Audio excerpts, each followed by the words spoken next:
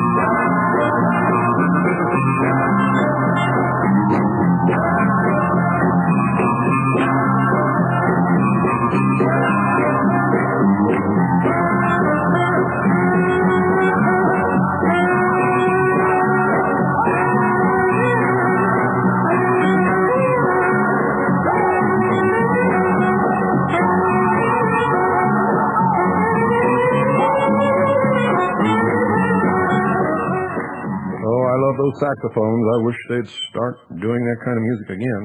But you don't hear saxophones very much anymore. Really fine instrument. In Michigan, the first meeting of the Constitution Party in Michigan will take place, ladies and gentlemen, on February the 18th, 1995. Plan to be there, and if you're from the surrounding states, you're welcome also. The state coordinator, Karen Scarborough, will be chairing the meeting. It will be held at 549 East Marshall in Ferndale, Michigan. That's 549 East Marshall in Ferndale, Michigan on February the 18th, 1995, 2 p.m. So if you're in Michigan, anywhere in the state, you need to attend, and if you're in one of the adjoining states and you have not formed your party or had a meeting yet, you're welcome to attend this meeting of the Michigan Constitution Party. Again, the coordinator is Karen Scarborough. You can reach her at area code 810-673-2693. Once again, 810-673-2693. It's the John Kuhn headquarters, and I have no idea what that means, but it's at 549 East Marshall in Ferndale, Michigan, February the 18th, 1995 at 2 p.m., and they'll be selecting county-level organizers at that meeting and doing a lot of good things. So don't miss it, folks. Don't miss it at all. In the Cleveland Plain Dealer, January the 3rd, 1995, an article by David Wood entitled Navy Subs Lose Doomsday Trigger. And it was credited to the Newhouse News Service. I've never heard of the Newhouse News Service, and so far have not been able to find out any location or any spokesperson for the Newhouse News Service. This is the only place where we've been able to find this article. And according to this article in the Cleveland Plain Dealer, which appeared January the 3rd, 1995, by executive order of the President of the United States Navy ballistic missile submarines commanding officers have been ordered to turn in their launch keys. This is not good. It leaves the United States naked to an atomic attack by what used to be called the Soviet Union, which, while we have been disarming, they have not.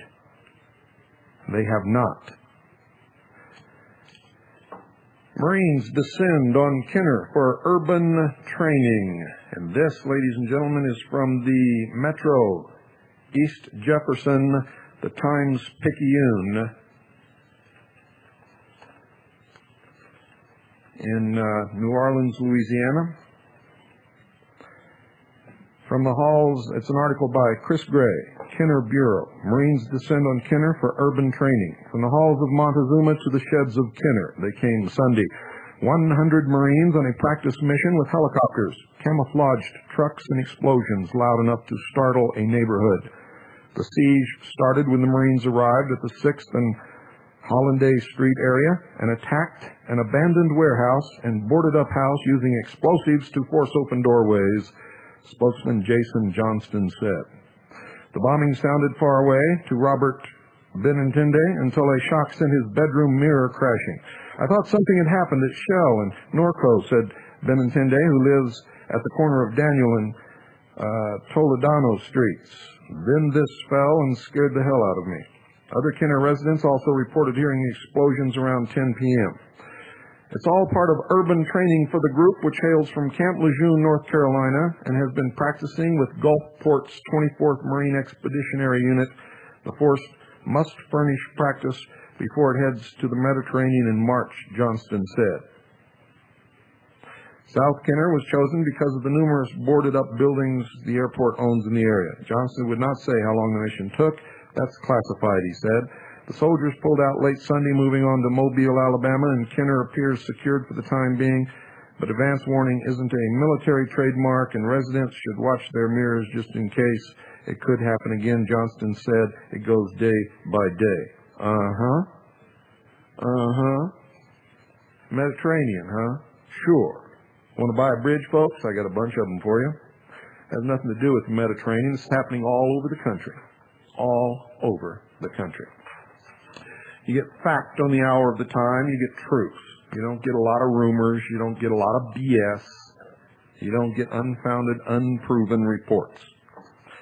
And we don't spread rumor here, nor do we allow you to when you call in.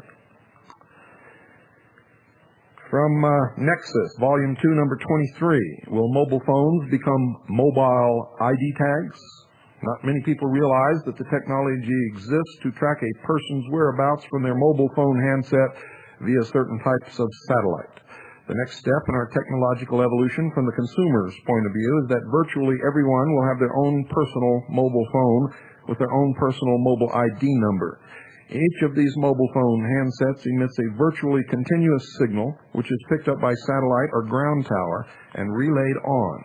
It is rumored that most handsets emit this signal even when the power is turned off.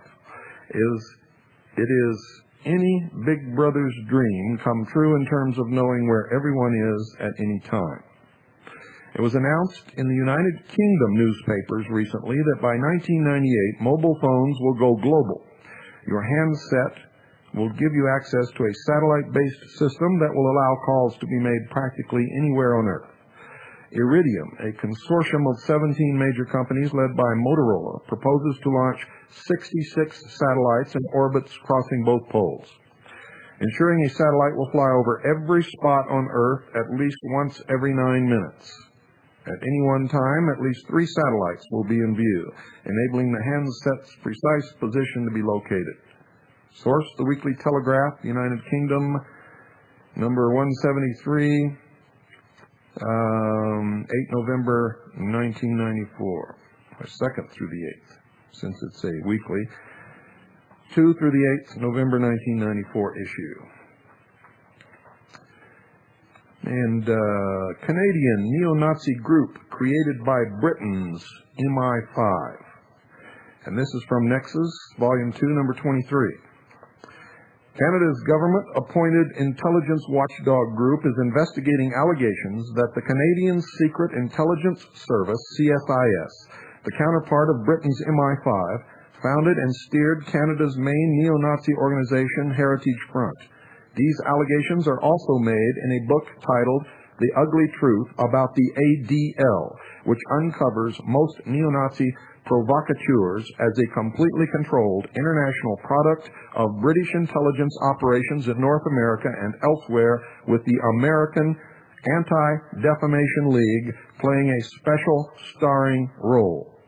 According to the Toronto Sun, one Grant Bristow organized the Heritage Front whilst in receipt of $50,000 per year from the CSIS, and then threw himself into running a small unit of the front that specialized in dirty tricks campaigns against anti-racists by infiltrating such groups and setting them up against each other. Sound familiar? The tactics of creating an imaginary enemy to justify funding are not rare. Take the recent case of U.S. mayoral hopeful Donald Mintz. He produced and distributed disgusting anti-Jewish leaflets and then appealed to the Jewish community for campaign funds to fight the racists. In this case, a local reporter caught him in the act and dashed all hopes of being elected. Source, The New Citizen, October-November 1994. Understand that, folks, when you listen to these rumors. Artificial enemies. And don't be afraid. You see, if an attack does come against the American people from any source, within or without, if it does come against individual militia units, why are you afraid? You know, and you've been preparing for this for a long time. If it happens, you're either going to go to their aid and you're going to help them, or you're going to crawl in a closet and hide. And it's just as well that we find out sooner than later who's going to hide and who's going to help. You understand, dummies? I know you don't like to be called dummies, but I'll tell you something. The day you quit acting like it, that's the day I'll quit calling you dummies. That's the day I'll quit saying that the majority of the American people are stupid and ignorant and apathetic. That's the day that we might save this country. From the Jersey Journal, Saturday, December 31st, 1994. Hate material found in car along with dynamite sticks. Listen to this, folks, by Jeffrey Gold, Associated Press writer, Newark, New Jersey. Hate material, including swastikas and writings of Adolf Hitler, were found with several sticks of dynamite in the trunk of an abandoned car, police said yesterday. Police also discovered a videotape from a band called the Chemical Nightmare that they suspect may be linked to the hate movement. Satanic material was also found. Now I ask you folks, what is the hate movement? Who belongs to it? What are the clubs called? Where do you find them? This is an ADL scam job if I've ever seen one in my entire life. ADL written all over it. An abandoned car with hate material including swastikas and the writings of Adolf Hitler, which you can find in any library, but the library is not labeled a hate group. And there were several sticks of dynamite, and it's an abandoned car.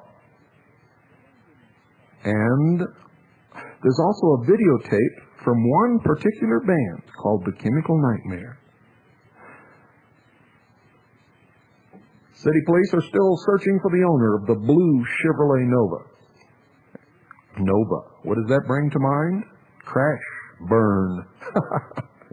And don't know if he was a member of a hate group or just subscribed to racist literature. Yet in the paragraph before, what do they say? Linked to the hate movement. This has ADL written all over it. You see how they operate? Yep, they're getting ready to attack all the militia all across the United States. Folks, there aren't enough government agents in this entire continent to attack the militia units across the United States. Don't you understand? And is it a surprise that they'll be going after the leaders of the Patriot movement someday? I told you about that years ago when I published my book. It's right in there, written, clear as day. What's the big deal? Huh? Are you all starting to jelly all of a sudden? Have you lost your nerve? What I heard during the last 2 hours before this broadcast was sickening. I heard patriots turning into jellyfish.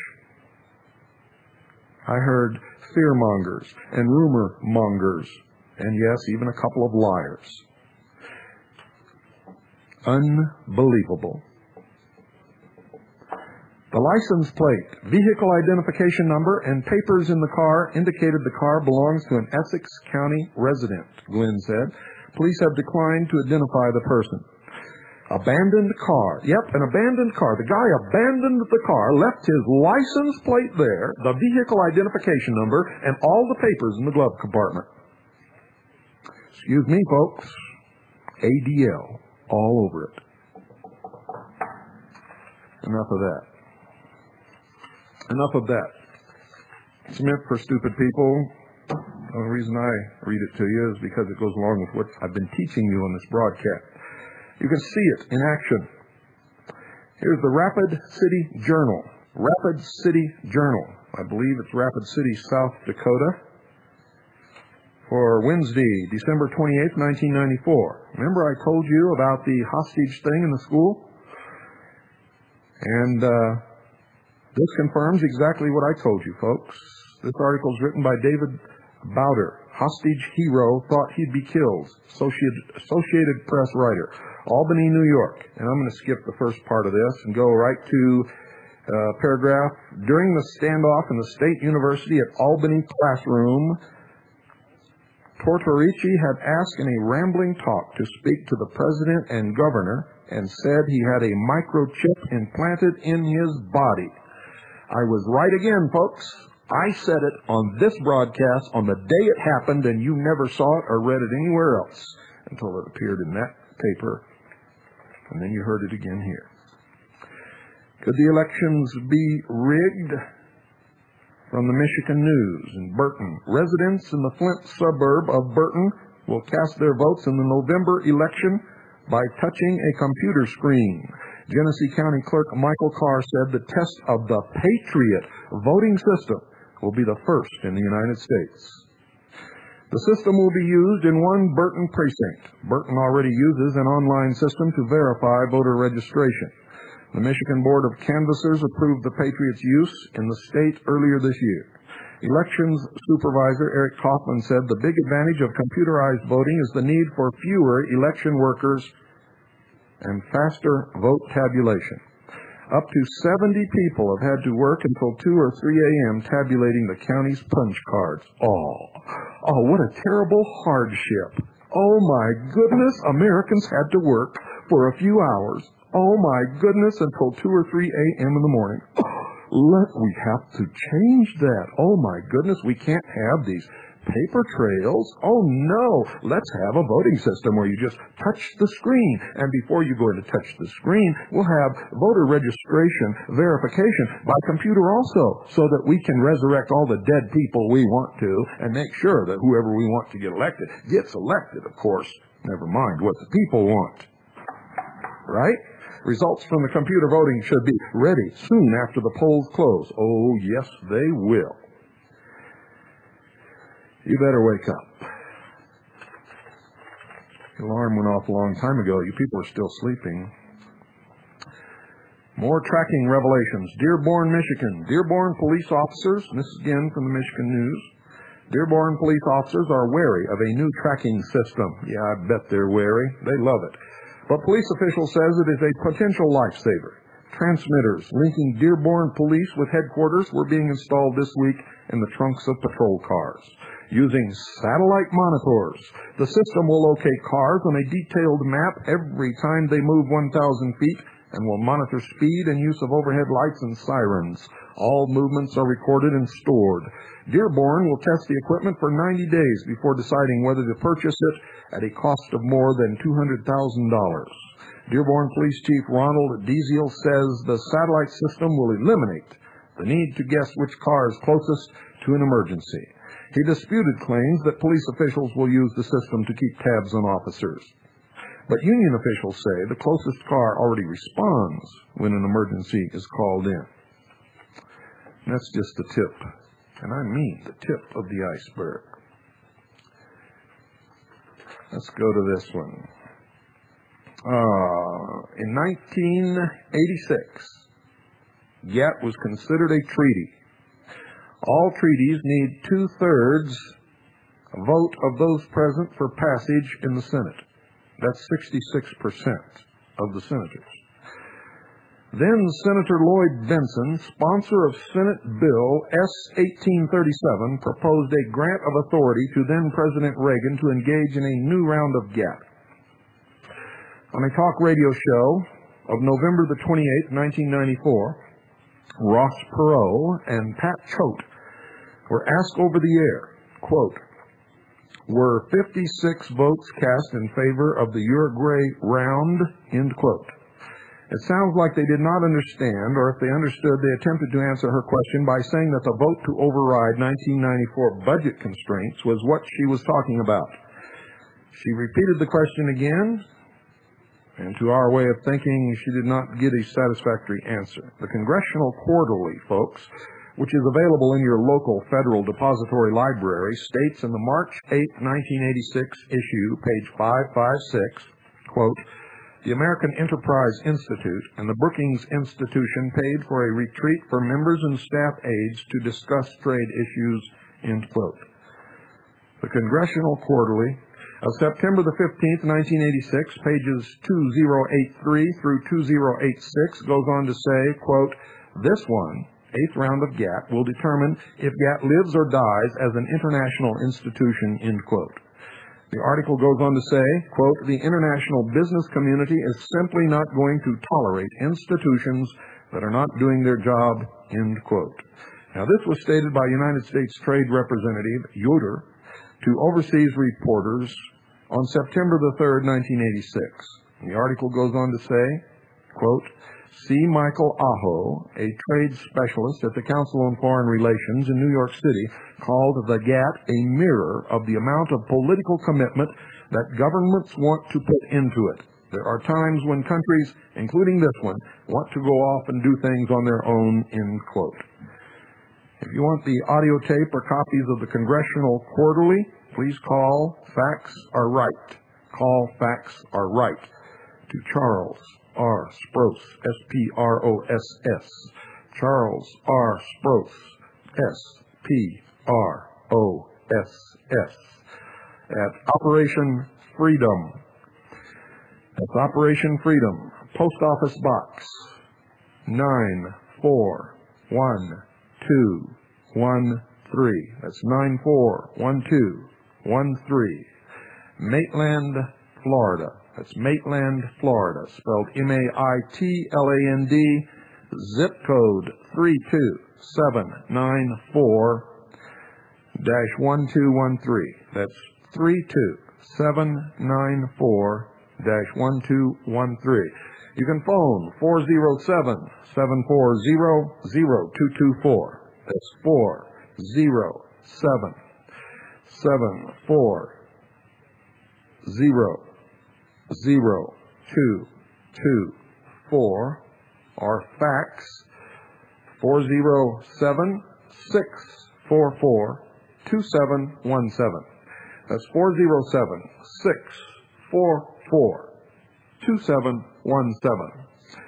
And another interesting article worth quoting comes again from the Congressional Quarterly, September 6, 1986 issue, which stated, folks, quote, "The GATT's Tokyo round formally got underway in January 1973 when the Nixon administration officially lacked congressional authority to negotiate.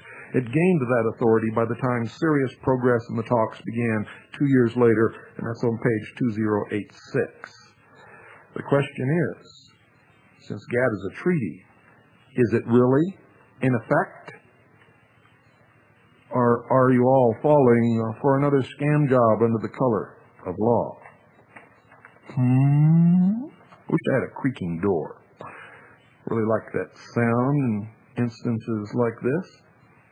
Don't go away. We'll be right back.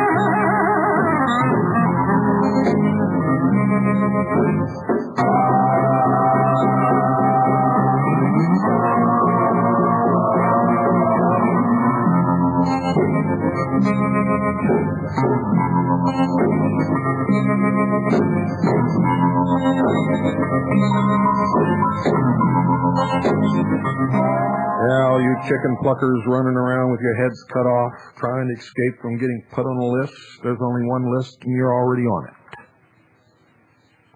You join militias, and the first smell that anybody's gonna come after you, you get scared. Woo-wee! Big bad militia. Oh, yeah. You better hunker down, just do your jobs. Stop all this baloney. Yep, you need guts, folks. You need guts. You don't need rumors. You don't need to hang your underwear out on Radio Free America or anywhere else. And you're going to need some gold and silver coin, real money. The only real money. Under the law, United States Code, and the Constitution, you see, the dollar is not money. It is an instrument of debt. It means that somebody owes somebody else some money. And according to the law, a note must say who owes who, exactly how much, and how it's going to be paid. So, according to the law, a Federal Reserve note is counterfeit. It's not money. It's not even currency. It doesn't even pass for money. It's not even a substitute for money. It's not even a receipt for money. And when everybody realizes this, and when things come down to the very basics, if you don't have any real money, you might die in a ditch, starving to death with no roof over your head. And you might as well understand it now. If you'd like to talk to someone about getting some real money in your hands, I strongly suggest you call our sponsor, Swiss America Trading, at 1-800-289-2646. 1-800-289-2646. You see, the law, the United States Code, states that money is gold and silver coin. The law states that a dollar is a unit of measurement which describes a specific weight of silver coin. The dollar is also used to describe the specific counter value of gold coin under the law. A dollar can never replace real money. It is just a measurement of the weight, which becomes the value, ultimately, of the money. A dollar can no more be money than an ounce can be flour, or a pound can be wheat. Do you understand? I hope you do. Call Swiss America Trading for some more information on this important subject. Your eyes might be opened. You might even wake up. Who knows? 1-800-289-2646. And I would advise you to do it right away, since we all tend to procrastinate, every single one of us. The quicker we do it, the better off we are. 1-800-289-2646. And now, right after this pause, comes a very important revelation.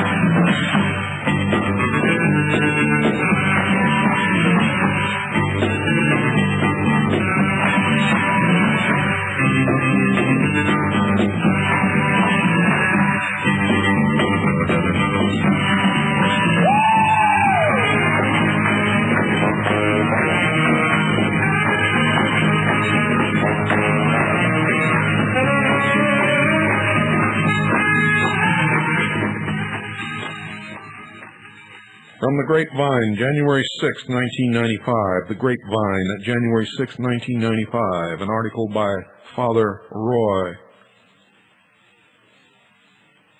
Bourgeois, entitled School of Assassins.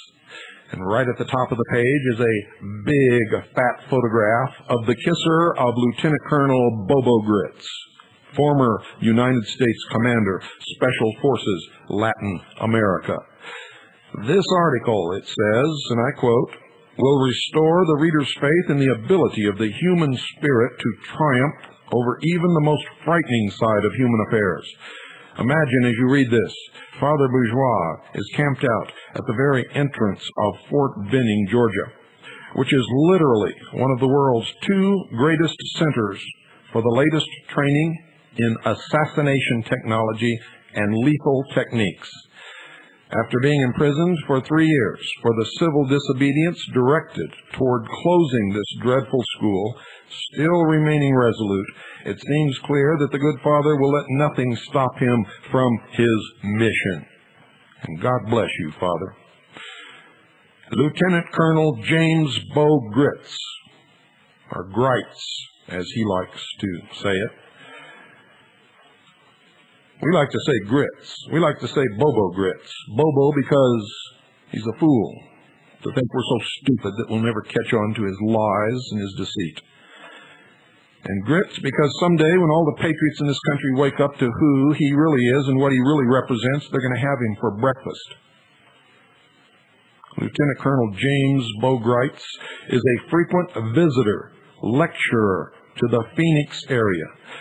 3 of the years the colonel served in Panama as commander of all United States Special Forces, Latin America, considered with the worst death squad activity, as this kind of political assassination, stealing elections, and other terror seems anti-ethical to the kind of constitutional form of government that the colonel seems to be advocating, the Grapevine encourages readers to save a few questions about School of the Americas for the colonel's next question and answer session. Specifically, quote, can a leopard change his spots, end quote. You see, I'm not the only one that caught on to this fellow,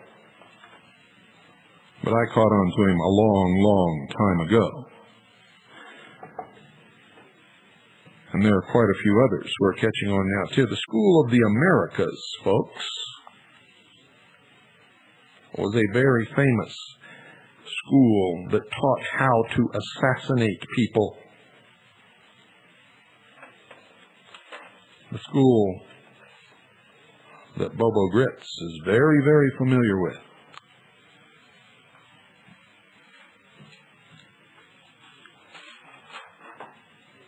Now, the BATF has classified the 1873 Henry rifle and 13 other lever-action relics from the Wild West as ammunition-feeding devices and banned their future manufacture under the new crime bill.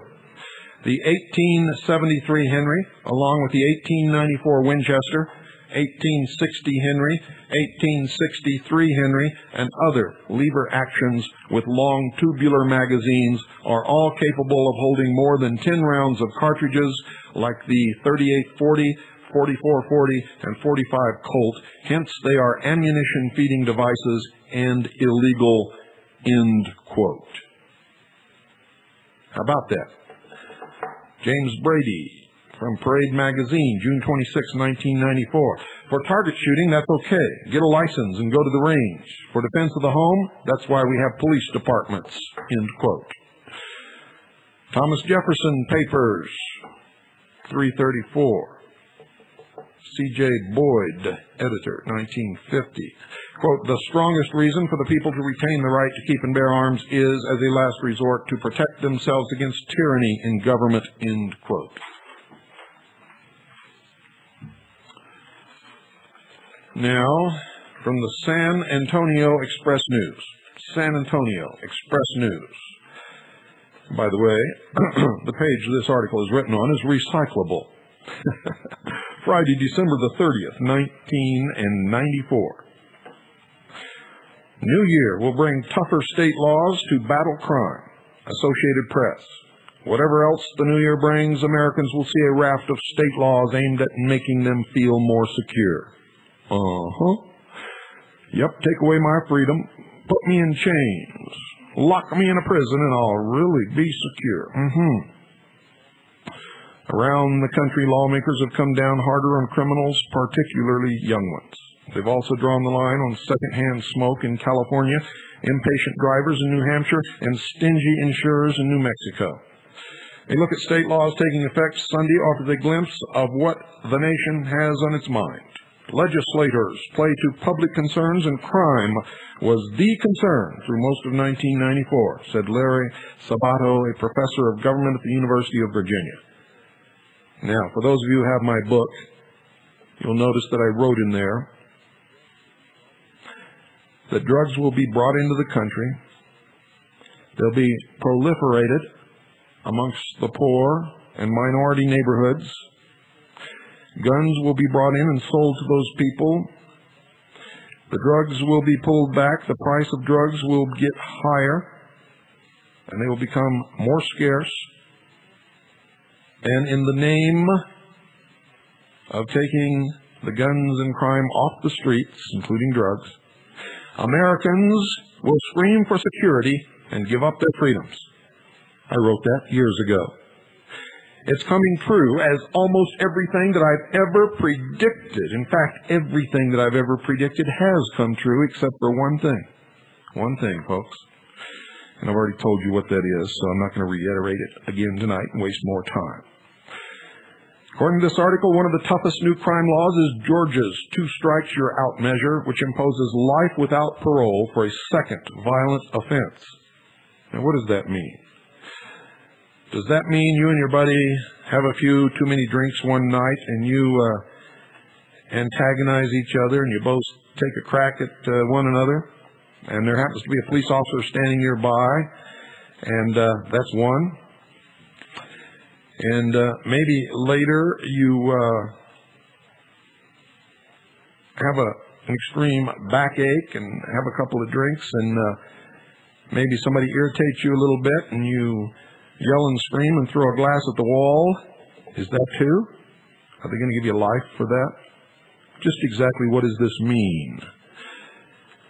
Voters overwhelmingly approved the punishment on Election Day. New Jersey's Megan's Law will require police to inform communities when dangerous offenders are in their midst. It was prompted by the slaying of a 7-year-old Megan Kenka,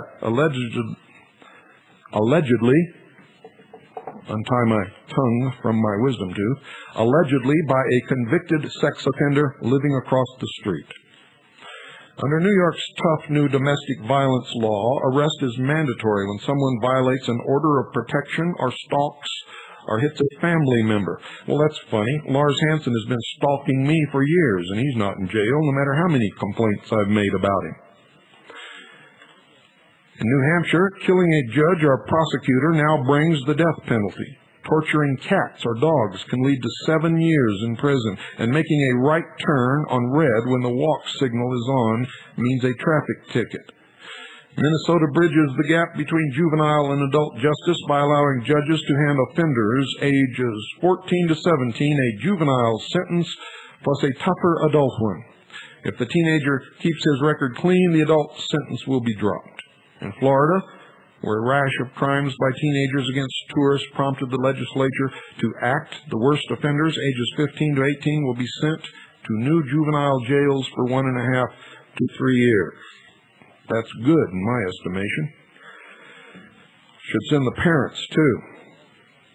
Prosecutors in Florida will also find it easier to try 14 and 15-year-olds as adults. In California, that will be allowed for the first time. Illinois has lowered its threshold from 16 to 15. Also, violent juveniles ages 10 to 13 can be held past the old 30-day limit and be put in new high-security detention centers. These things I applaud. Virginia, Texas, and Illinois enacted tougher drunken driving laws requiring the suspensions of motorist licenses. In addition to new criminal laws, Americans in some states will see new safety and environmental measures. Starting on Sunday, South Dakota will impose a $20 fine for failing to wear front seat belts. Auto emissions will be tested more stringently in Maryland. In Florida, farmers must tell workers what pesticides they're handling or pay a fine up to $10,000. Tennessee lawyers must use recycled paper for court documents or risk losing their licenses. Well, I hope they enforce that. I wish they'd all lose their license. I saw a movie the other day, so I can't take credit for this. I think it was Philadelphia, where he said, what do you call 1,000 lawyers chained together at the bottom of the sea? The answer, a good start. And it is. And a smelly punishment awaits anyone who breaks a new Wisconsin law requiring people to sort their trash for recycling. A garbage collector who finds aluminum cans, newspapers, cardboard, and plastic with the eggshells and table scraps will just leave it there tagged with a note. Also, health insurers in New Hampshire now must cover severe mental illness on par with physical ailments, and insurers of businesses with up to 100 employees must provide coverage regardless of pre-existing conditions. Now it says with up to 100 employees. It doesn't say 100 or over. Pre-existing conditions can't preclude coverage in Idaho either, while big insurers in New Mexico must offer individuals and small businesses affordable health care. Socialism sucks, and so do socialists. As you're all going to find out, you think it's all free. Oh boy, wait till you see what it really costs. Yeah, then you'll really start screaming, but then it'll be too late, won't it?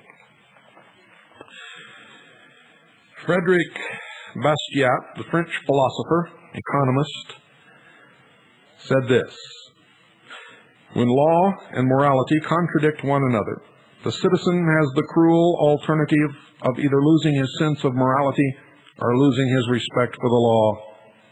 End quote.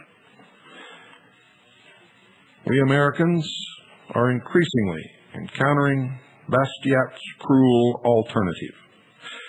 Matters may be even worse than the dilemma Bastiat saw, for Americans may be losing both their sense of morality and their respect for the law. Traditionally, the common law assumption was that if one behaved morally and used common sense, the reasonable person, doctrine, some of his actions could possibly lead to civil penalties for mistakes and accidents, but not often to criminal penalties. That's the reasonable person doctrine. With the growth, ladies and gentlemen, of the Leviathan state, that is all changed. Under what lawyer James V. DeLong calls the, and I quote, new criminalization, end quote, laws, that regulations with their technical complexity and arbitrary provisions, no one can rely on his moral compass or common sense to steer him clear of either criminal or civil prosecution. For example, several years ago, an engineer was contracted to do work on private property. Guess what? He was imprisoned for polluting the navigable waters of the United States by dumping 2 truckloads of soil on dry land. He dumped the dirt on dry land and was accused and imprisoned of polluting the navigable waters of the United States. A rancher was criminally prosecuted for clearing brush from old irrigation ditches. Another man was brought before a grand jury for stabbing a falcon with a pitchfork as it was killing one of his chickens. Another was charged for shooting a bear in self-defense as the bear was trying to eat him. 500 Newark, New Jersey citizens were fined for putting aluminum cans in with their trash. The Occupational Health and Safety Administration, OSHA, fined a Boise, Idaho plumbing company $7,875 when company workers rescued a fellow worker without shoring up the collapsed trench and donning hard hats before they pulled him to safety. Fortunately for the company, OSHA was forced to rescind the fine in the face of public outrage. These, ladies and gentlemen, and possibly thousands of other examples, damage the societal sense of morality. You see, people who see themselves as responsible, law-abiding people begin to develop a contempt for the law. And maybe that's what all this is really about. Remember the Hegelian dialectic? And when we lump what's trivial with what's barbaric as criminal activities, it undermines our sense of moral priorities, as in the case of Newark.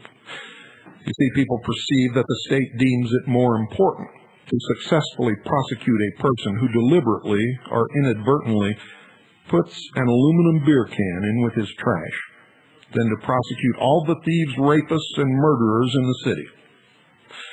Deficits and debt are another example of our declining morality. We all know that we have federal deficits exceeding $300 billion with a B dollars and a national debt that's approaching $5 trillion. It's beyond the capability of paying it back.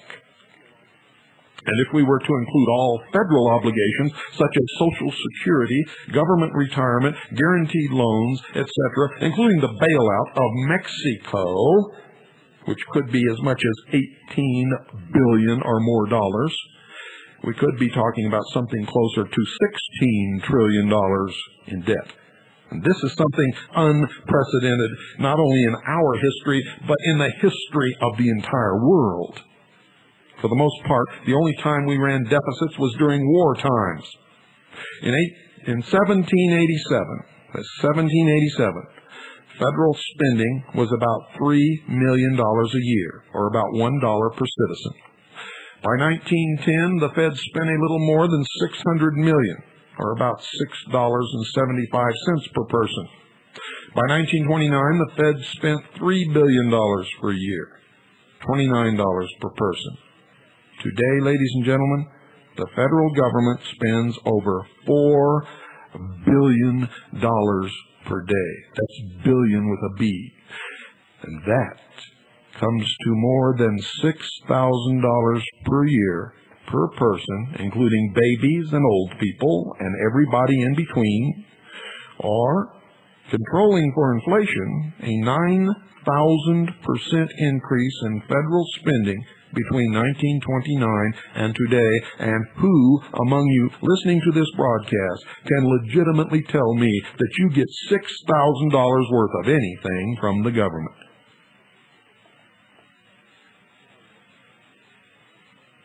The colonists, who were paying about 67 cents a year in taxes, went to war with Great Britain, claiming taxation without representation is tyranny. But folks, it wasn't really taxes they went to war over. It was the fact that Britain took away our ability to create our own money and demanded that we borrow money from the Bank of England at interest. That's what the Revolutionary War was really about.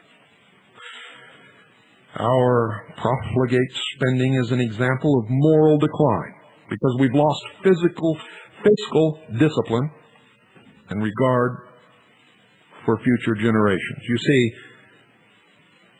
you say you care about your children and your grandchildren, but then you behave in a manner that tells me and others that you don't give a damn at all. Period. You question my decision to stand on United States soil and fight for my country, while whenever Uncle Sam requires you to send your children off to die in some God-forsaken sand heap,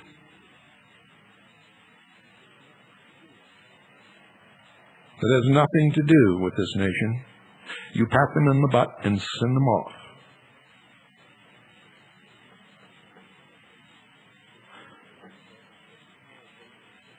After all, folks, what is the moral basis for imposing massive obligations on future generations in the name of bread and circuses? But there's very little indication or incentive that Congress will reverse what has become a pattern of gross irresponsibility. You see, in 35 years, we've had one balanced budget. And Congress makes pretenses. Congress passed the Budget Control Act of 1974. Is the budget in control? In 1979, Congress passed the Balanced Budget Act, which made a balanced budget the law of the land. Remember the 1984 tax increases that were widely publicized and sold to Americans as a down payment on the deficit? Has the budget been balanced? Do you really believe it's going to be balanced by these gang of Republicans? How about the 1985 Graham-Rudman-Hollings Emergency Deficit Reduction Act, which mandated a balanced budget by 1993? What year is this? And what is the deficit? What is the debt? And how many of you know that there's a difference between the two? How about the tax increases of the 1990 budget deal to bring the 1992 deficit in at $168 billion? $168 billion. Last year, folks, we had the 1993 budget deal, which enacted the largest tax increase in our history. The largest in our history. There is no evidence that Congress can ever or will ever get our fiscal house in order. In fact, the only chance Americans have to avoid ultimate fiscal calamity is the enactment of a constitutional amendment limiting federal spending to a fixed percentage of the gross national product, not a balanced budget amendment. Former Congressman Ron Kyle, in the last session of Congress, managed to get 70 co-sponsors for his amendment limiting federal spending to 19% of the gross national product. I hope he'll pursue that. But I don't see it happening. For I still look out across America, and I remember the tenet of the Illuminati. A nation or world of people that will not use their intelligence are no better than animals that do not have intelligence. Such people are beasts of burden and stakes on the table by choice and consent. Good night, and God bless you all, and God save the Republic.